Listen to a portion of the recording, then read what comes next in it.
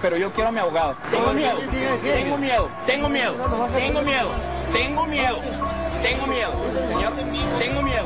Yo sé que yo sé y estoy, tengo miedo, tengo miedo, tengo miedo, tengo miedo. No voy a tener confianza. Tengo miedo, tengo miedo. Y qué bueno que están los medios de comunicación. Qué bueno que están los medios de comunicación. Tengo miedo en este momento.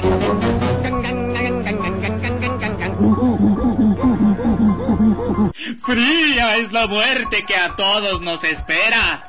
Los políticos también se mueren. Aunque pensar en eso a muchos les da flojera, en el más allá tampoco los quieren. Por ejemplo, Adán Soria Ramírez, presidente municipal de Durango, que la huesuda le pregunta que para cuándo la compañera, que si no se apura se lo va a llevar y lo va a poner como guachinango. Y no se la va a acabar, aunque del coraje le dé. Curiosamente, el gobernador Jorge Herrera Caldera, muy contento, paseábase por el estado, cuando la huesuda se le apareció con mucha flojera.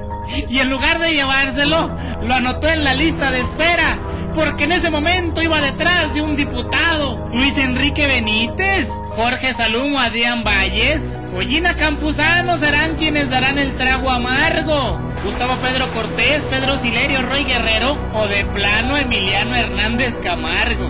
Pero los secretarios del estado tampoco se escapan. La muerte les tiene reservado un lugar en la hoguera.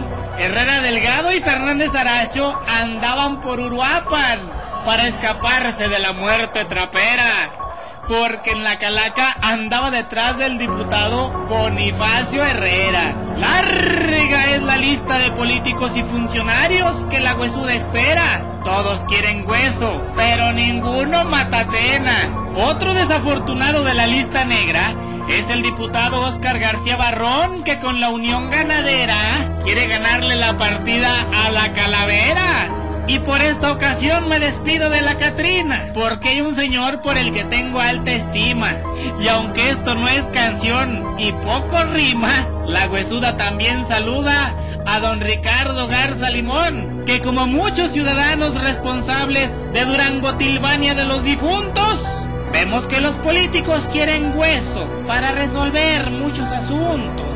Pero cuidado, porque en un bostezo se andan muriendo con el hueso en el pescuezo.